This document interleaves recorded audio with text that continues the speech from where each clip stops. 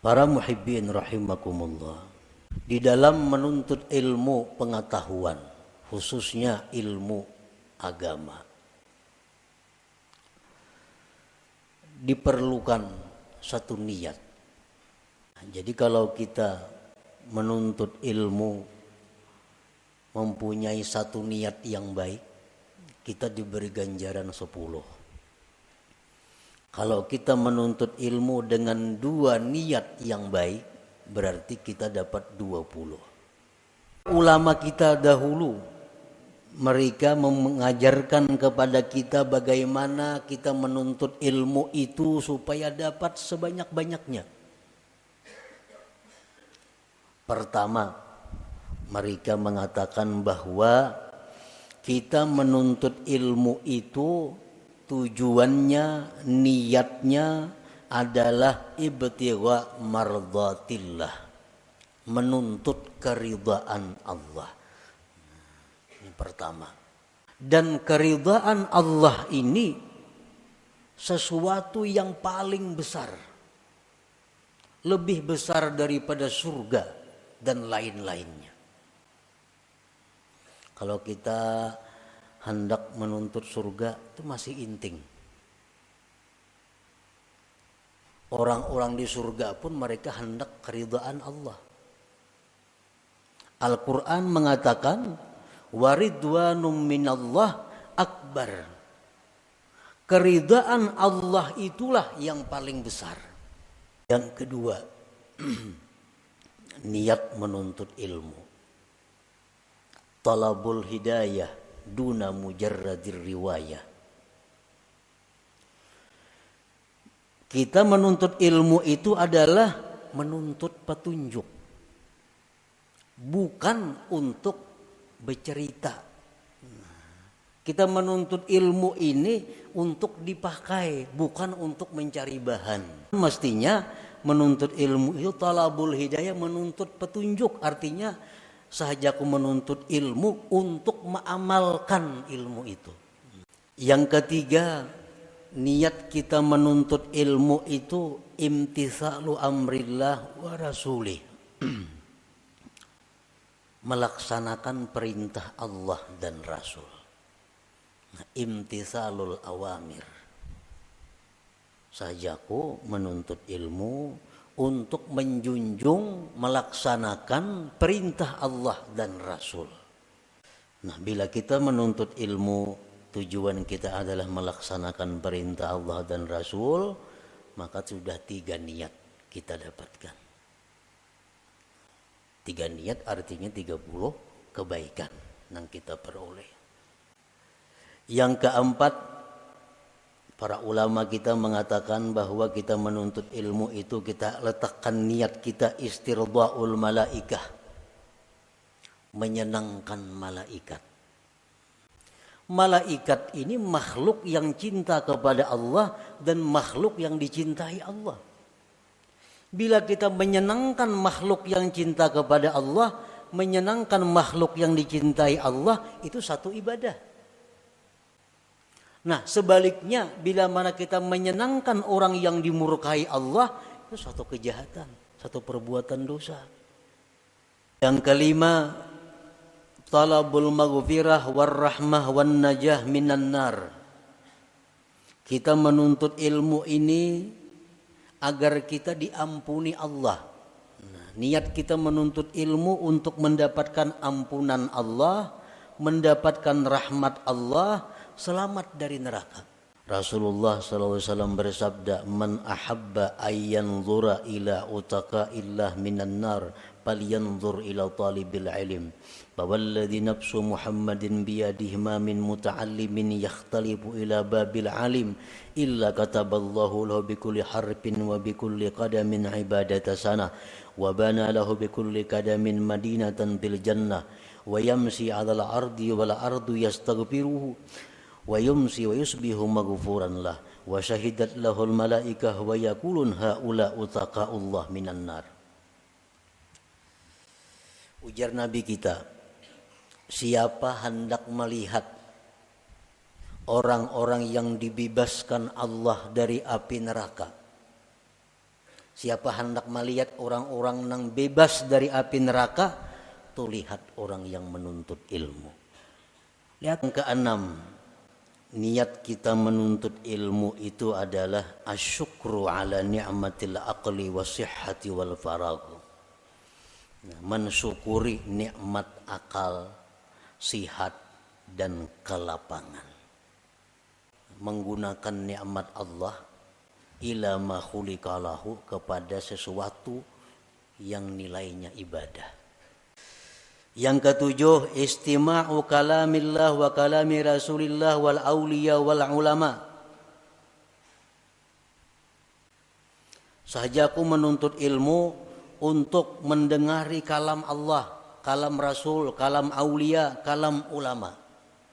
Sahajaku menuntut ilmu, turun ke pengajian, hendak mendengar perkataan Allah, Rasul, aulia, nabi-nabi. Rasulullah bersabda, man istama'a ila syai'in min kalamillah wa huwa yuridul ajra, kutiba lahu bikulli harfin hasanah. Ujar Nabi, siapa yang mendengari kepada sesuatu dari kalam perkataan Allah, dia menghendaki dapat pahala, ditulis baginya dengan satu huruf, satu kebaikan. Yang kedelapan, kita menuntut ilmu ini niatnya adalah ifrahul walidain, membahagiakan orang tua, membahagiakan ibu bapa. Rasulullah SAW bersabda, innar rajula la yasurru bi salahi waladihi fi qabrih.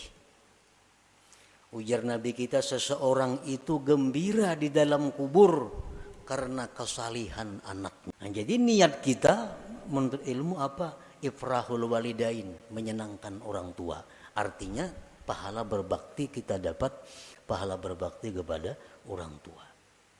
Yang kesembilan, niat kita adalah ihya'us syariah was sunnah, menghidupkan syariat dan sunnah.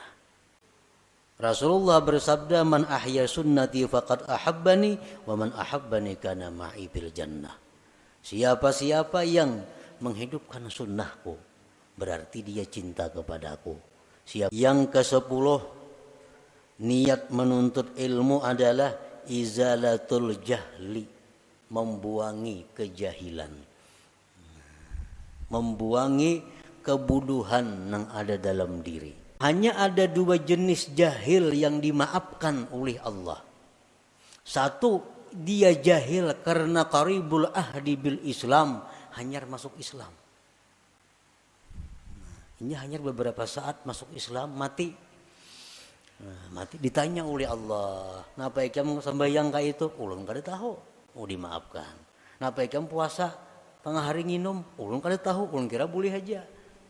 Tapi hanya masuk Islam, dimaafkan. Yang kedua, jahil itu dimaafkan bagi orang-orang yang hidup di hutan-hutan belantara jauh daripada ulama.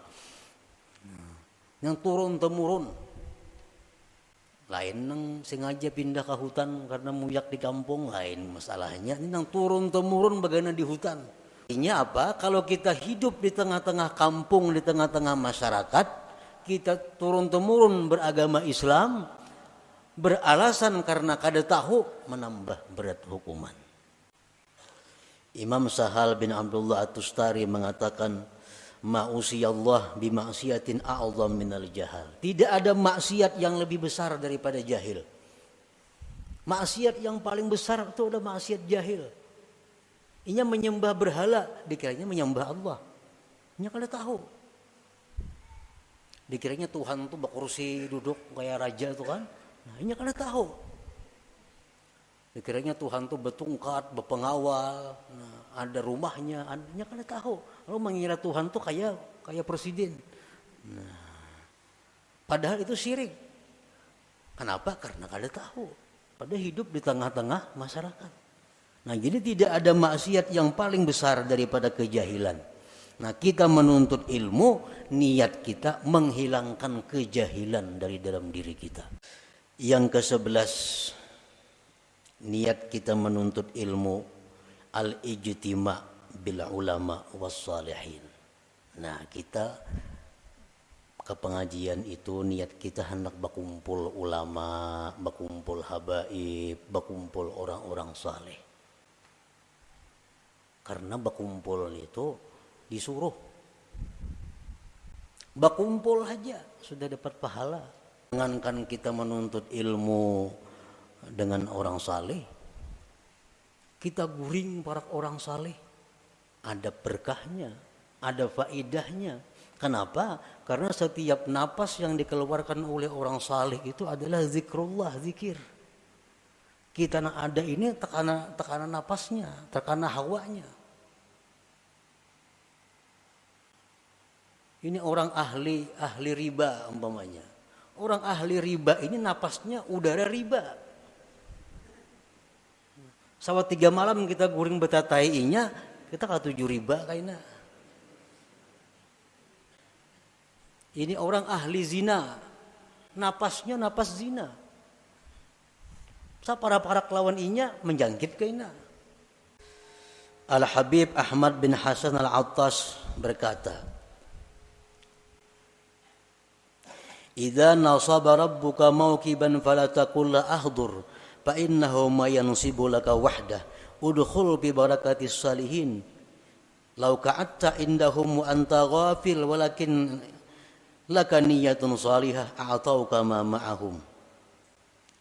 Ujar Sidin, apabila Allah bikin arak-arakan, membikin pawai, membikin satu acara, jangan engkau berkata, kok ada tulak? Jangan. Kok ada hendak hadir? Bila Allah itu membikin satu pawai, satu keramaian, jangan kita bersuara, kok ada hendak hadir ke situ. Sebabnya apa? Karena Allah tidak membikin pawai itu untuk kamu sendiri. Allah kadang akan maulahkan pawai untuk ikam surangan. Misalnya orang pawai diparingin sana, pawai. Kita mesti ke sana. Karena jalurnya jalur sana, pawainya nah luar sana. Kadang mau pawai di luar sini supaya kita sayang melihat, maulah kadang mau orang mengarahkan ke sini. Kita menunggui di sini misalnya, maulah orang ke sini kadang mau. Kitanya nang ke sana. Udkhul fi barakatis salihin, masuklah kamu dalam berkah orang saleh jikalau kamu duduk di sisi mereka dan hati engkau lalai lupa. Tetapi engkau ada niat yang baik, maka mereka akan memberi engkau apa yang mereka dapatkan. Ini berkumpul orang saleh. Padahal hati kita kadang ada pikiran ke agama, kadang ada pikiran cuma bila orang saleh, umpat coba kumpul. Apa yang orang saleh dapatkan, mereka akan berikan kepadanya. Kayak orang pawai juga, orang pawai itu kita hadir misalnya. Nah, walaupun kita guring ada melihat pawai, orang berbagi gula batu itu dapat juga gula batunya kita. Nah, walaupun kita guring, walaupun kita buta ada melihat pawainya, cuma hadir di situ. Nah, orang berbagi gulaan dapat juga gulaannya. Nah, demikianlah pawai arak-arakan yang dibikin oleh Allah, yaitu perkumpulan zikir, perkumpulan majelis ilmu ini. Yang ke-12, al-amru bil ma'ruf wan nahyu 'anil munkar li nafsihi wa li ghairihi. Sahajaku menuntut ilmu untuk amar ma'ruf nahi munkar untuk diriku sendiri dan yang lainnya. Nah, niatnya 12 niat. 12 kali 10 120 niatnya kada rugi. Nah, jadi kita menuntut ilmu, kita niatkan untuk amar ma'ruf nahi munkar. Nah, itu satu kebaikan lagi. Nah, jadi di sini ada 12. Setiap kali kita hendak turun, alangkah baiknya kita hadirkan niat ini.